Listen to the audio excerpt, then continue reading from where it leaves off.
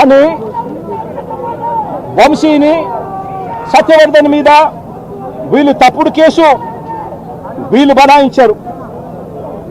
కోర్టును తప్పుదోవ పట్టించారు, తప్పుడు సాక్ష్యం తానిచ్చాడు అని చెప్పి వీళ్ళు ఎఫ్ఐఆర్ రిజిస్టర్ చేసి ఆ ఎఫ్ఐఆర్ రిజిస్టర్ చేసిన కాపీని తీసుకొని పోయి సత్యవర్ధన్ అమ్మను, సత్యవర్ధన్ నాన్నను, సత్యవర్ధన్ అన్నను అందరినీ కూడా బెదిరించి ఫిబ్రవరి 12వ తారీఖున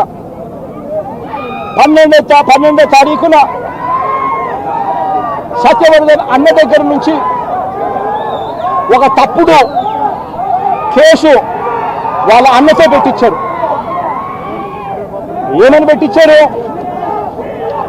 ఈ వ్యక్తి సత్యవర్ధన్ అనే వ్యక్తిని కిడ్నాప్ చేసుకొని పోయారట. అది ఎవడో చూశాడట. ఆ మనిషి దగ్గర 20,000 రూపాయలు, సత్యవర్ధన్ అనే వ్యక్తి దగ్గర 20,000 డబ్బు ఉంటే ఆ డబ్బులు కూడా లాక్కున్నారట. లాక్కొని కిడ్నాప్ చేసుకొని పోయారట అని తప్పుడు కేసు. కనీసం సత్యవర్ధన్ అనే వ్యక్తితో మాట్లాడని కూడా మాట్లాడకుండా ఫిబ్రవరి 12వ తారీఖునే కేసు రిజిస్టర్ చేసి ఫిబ్రవరి 13వ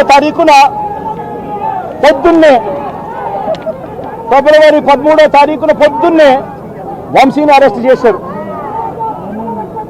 సత్యవర్ధన్ దగ్గర నుంచి స్టేట్మెంట్ తీసుకునింది 13వ తేదీ సాయంత్రం, 13వ తేదీ రాత్రి, 13వ తేదీ సాయంత్రం. అంటే అంతకు ముందు స్టేట్మెంట్ కూడా తీసుకోకుండా వంశీని అరెస్ట్ చేయడం, ఆ వర్షన్ను మళ్ళా సత్యవర్ధన్ అనే వ్యక్తితో 13వ తారీఖు సాయంత్రం మళ్ళీ వంశీ ఇలా చేశాడని చెప్పించడం, అది దారుణంగా లా అండ్ ఆర్డర్ ఏ స్థాయిలో ఉంది అని చెప్పడానికి ఇది ఒక పెద్ద నిదర్శనం. నిజంగా నేను చెప్తా ఉన్నా, ఒక మనిషి ఏదైనా తప్పు చేసిన ఆ వ్యక్తిని శిక్షిస్తే పోలీసులకు ఎవరికైనా గౌరవం ఉంటుంది. కానీ ఇవాళ జరుగుతూ ఉన్నది రాష్ట్రంలో ఏం జరుగుతూ ఉంది? మీకు నచ్చని వాడిని దొంగ సాక్ష్యాలు వీళ్ళే క్రియేట్ చేస్తూ ఉన్నారు, దొంగ కేసులు వీళ్ళే పెడతా ఉన్నారు. దొంగ సాక్ష్యాలు, దొంగ కేసులు పెట్టి ఇల్లీగల్గా మనుషులను తీసుకొని వచ్చి అరెస్ట్ చేస్తూ ఉన్నారు. అరెస్టులు చేసి నెలలు జైళ్ళల్లో పెట్టే కార్యక్రమాలు జరుగుతూ ఉంది. నిజంగా డెమోక్రసీ అన్నది ఏ స్థాయిలోకి దిగజారిపోయిందో చెప్పడానికి అందుకే వంశీ కేసు ఒక ఉదాహరణ అని చెప్తా ఉన్నా.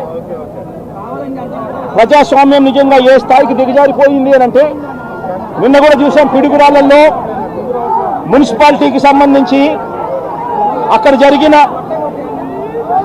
మున్సిపల్ వైస్ చైర్మన్ ఎన్నుకునే ఎన్నిక. పిడుగురాళ్లలో 33 మంది ఉంటే కార్పొరేటర్లు 33 మంది వైసీపీనే గెలిచింది. మరి తెలుగుదేశం పార్టీ కార్పొరేటర్ కనీసం ఒక్కడు కూడా లేకపోతే తెలుగుదేశం పార్టీ ఏకంగా పిడుగురాళ్ల వైస్ ప్రెసిడెన్సీ సీటు ఒక్క సభ్యుడు కూడా లేని ఆ సీటును వీళ్ళు సిగ్గు లేకుండా మేమే గెలుచుకున్నాము అని చెప్పుకుంటా ఉన్నారు అని అంటే, నిజంగా పోలీసులు అనేవాళ్ళు చంద్రబాబు నాయుడు గారి హయాంలో ఏ స్థాయికి దిగజారిపోయి ప్రజాస్వామ్యాన్ని కూనీ చేస్తా ఉన్నారని చెప్పడానికి నిదర్శనం. తిరుపతిలో 49 సీట్లకు 48 సీట్లు వైసీపీ గెలిచింది. తెలుగుదేశం పార్టీ గెలిచింది కేవలం ఒకే ఒక్క స్థానం. అటువంటి చోట డిప్యూటీ మేయర్ పోస్టు పోలీసుల ఆధ్వర్యంలో తెలుగుదేశం పార్టీ వాళ్ళు కార్పొరేటర్లను కిడ్నాప్ చేసుకొని, బస్సులో నుంచి కిడ్నాప్ చేసుకొని పోయి డిప్యూటీ మేయర్లను మేమే గెలుచుకున్నామని చెప్పి వాళ్ళు ప్రకటించుకుంటా ఉంటే, పోలీసులు ఏ స్థాయికి దిగజారిపోయినారు తెలుగుదేశం హయాంలో అని చెప్పడానికి ఇంకో నిదర్శనం. తుని నియోజకవర్గంలో 30 కార్పొరేటర్ల స్థానాలు 30కి 30 వైసీపీ గెలిచింది. తెలుగుదేశం పార్టీకి కనీసం ఒక్కడంటే ఒక్క అభ్యర్థి కూడా లేడు. వాళ్ళు అలాంటి చోట ఎన్నికలు జరిగితే, అలాంటి చోట వైస్ ప్రెసిడెన్సీని వైస్ చైర్మన్ ఎన్నుకునే ఎన్నిక జరిగితే వైసీపీకి ఎలాగో వైసీపీ వాళ్ళను దౌర్జన్యం చేసి తీసుకునే పరిస్థితి లేకపోయేసరికి తెలుగుదేశం పార్టీ వాళ్ళు ఎన్నికనే పోస్ట్ పోన్ చేశారు.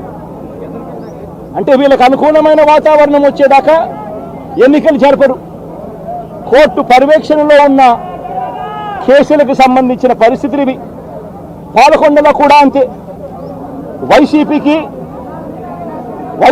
అందులో 17 ఉంటే తెలుగుదేశం పార్టీకి కేవలం 3.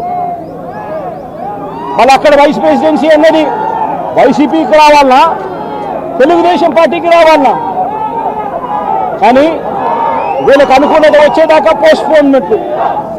ఇలా ప్రతి సందర్భంలోనూ కూడా డెమోక్రసీని కూని చేస్తూ ఉన్నారు. పోలీసులను వీళ్ళు ఇష్టానుసారంగా వాడుకుంటా ఉన్నారు. నేను ఇవాళ ఒకటే చెప్తా ఉన్నా, ప్రతి పోలీసు వ్యక్తికి కూడా చెప్తా ఉన్నా, మీ టోపీ మీద ఉన్న 3 సింహాలకు కనిపించే ఆ సింహాలకు సెల్యూట్ కొట్టడం మొదలుపెట్టండి. తెలుగుదేశం పార్టీ నాయకులకు సెల్యూట్ కొట్టడం మొదలుపెట్టి వీళ్ళు చెప్పినట్టుగా చేయడం మొదలుపెట్టి అన్యాయాలు చేయడం మొదలు పెడితే మాత్రం ఎల్లకాలం తెలుగుదేశం పార్టీ ప్రభుత్వమే ఉండదు అని చెప్పి ఇవాళ ప్రతి అధికారికి కూడా నేను తెలియజేస్తా ఉన్నా. రేపొద్దున మళ్ళీ మా అధికారం వస్తుంది. వచ్చినప్పుడు అన్యాయం చేసిన వీళ్ళందరినీ, వీళ్ళ అధికారులందరినీ, అన్యాయం చేసిన ఈ నాయకులందరినీ కూడా బట్టలోనే తీసి నిలబెడతామని చెప్పి కూడా ఈ సందర్భంగా తెలియజేస్తా ఉన్నాను. ఎవరిని వదిలిపెట్టేది ఉండదు. ఇదే వంశీని అరెస్ట్ చేసేటప్పుడు సిఐ అన్నాడట, నేను 1.5 సంవత్సరంలో రిటైర్ అయిపోతాను అని చెప్పి. రిటైర్ అయిపోయినా కూడా సప్త సముద్రాల అవతల ఉన్నా కూడా మొత్తం అందరినీ కూడా పిలిపిస్తామని చెప్పి కూడా ఈ సందర్భంగా చెప్తా ఉన్నా.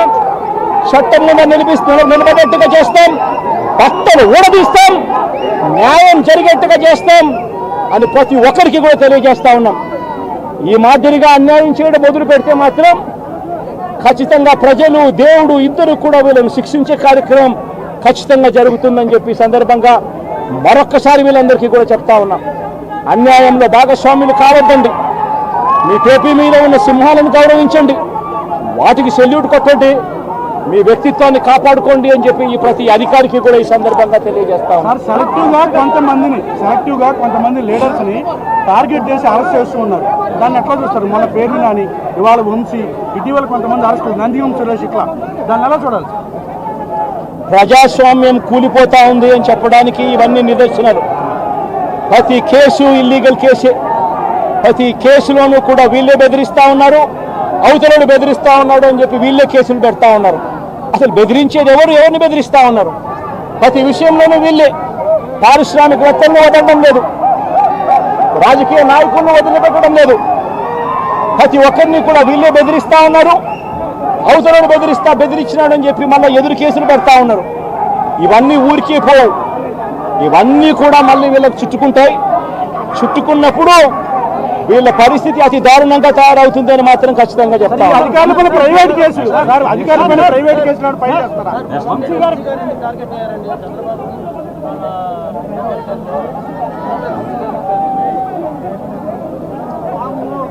వంశీని ఎందుకు టార్గెట్ చేస్తా ఉన్నారు అనేది చంద్రబాబు నాయుడు గారికి వంశీని చూస్తే తన సామాజిక వర్గం నుంచి ఒక వ్యక్తి ఎదుగుతున్నాడు, చంద్రబాబు నాయుడు గారి కన్నా గ్లామరస్ గా ఉన్నాడు, లోకేష్ గారి కన్నా గ్లామరస్ గా ఉన్నాడు, ఒక మనిషి ఎదుగుతున్నాడు అని అంటే తట్టుకోలేడు తన సామాజిక వర్గంలోనే. అందుకని కొడాలని నేను చూసినా ఆ మనిషికి జీర్ణించుకోలేని ఆక్రోశము, వంశీని చూసినా కూడా జీర్ణించుకోలేని ఆక్రోశము. ఎందుకంటే చంద్రబాబు నాయుడు గారి కన్నా చక్కగా ఉంటారు కాబట్టి వీళ్ళిద్దరు. అవినాష్ కూడా పాపం ఎప్పుడో ఒకసారి టార్గెట్ అవుతాడు, ఎందుకంటే లోకేష్ కన్నా చక్కగా ఉన్నాడు కాబట్టి. ఇది చంద్రబాబు నాయుడు గారి మనస్తత్వం. ఆయన కొడుకు ఆ సామాజిక వర్గంలో వాళ్ళు మాత్రమే లీడర్లు. వాళ్ళకి ఎవరైనా పొరపాటున వాళ్ళకు అనుకూలంగా లేకపోతే సామాజిక వర్గం నుంచి వాళ్ళని వెలేయడము. ఇదే చంద్రబాబు నాయుడు గారు, రామోజీరావు, ఆంధ్రజ్యోతి రాధాకృష్ణ, TV5 వీళ్ళు ముగ్గురు. నిజంగా ఇది ఒక మాఫియా రాజ్యం. చంద్రబాబు నాయుడు అనే వ్యక్తిని ముఖ్యమంత్రిగా చేయడం కోసం, చంద్రబాబు నాయుడు అనే వ్యక్తికి ఓట్లు వేయించడం కోసం ఒక మాఫియా సామ్రాజ్యం వీళ్ళంతా. ఆ మాఫియా సామ్రాజ్యంలో ఎవరైనా చంద్రబాబు నాయుడు గారికి వ్యతిరేకంగా వాళ్ళ సామాజిక వర్గంలో ఈ అవినాష్ కానీ, నాని కానీ, వంశీ కానీ ఇలాంటి వాళ్ళు ఎవరైనా నిలబడితే, పాప మా శంకర్రావు కానీ, మా బ్రహ్మనాయుడు కానీ ఇటువంటి వాళ్ళు ఎవరైనా నిలబడితే అంతే, వాళ్ళ సామాజిక వర్గంలో తప్పు పుట్టారు, వాళ్ళ అన్యాయస్తులు అని వాళ్ళ మీద తప్పుడు కేసులు పెట్టడం, వాళ్ళ మీద ఇల్లీగల్ అరెస్ట్ చేయించడం, వాళ్ళ మీద బురద చల్లడం, వాళ్ళని ట్రోల్ చేయించడము, ఇవన్నీ కూడా చంద్రబాబు నాయుడు గారి నైజం, లోకేష్ గారి నైజం చూపిస్తుంది. ఇవన్నీ కూడా ఈ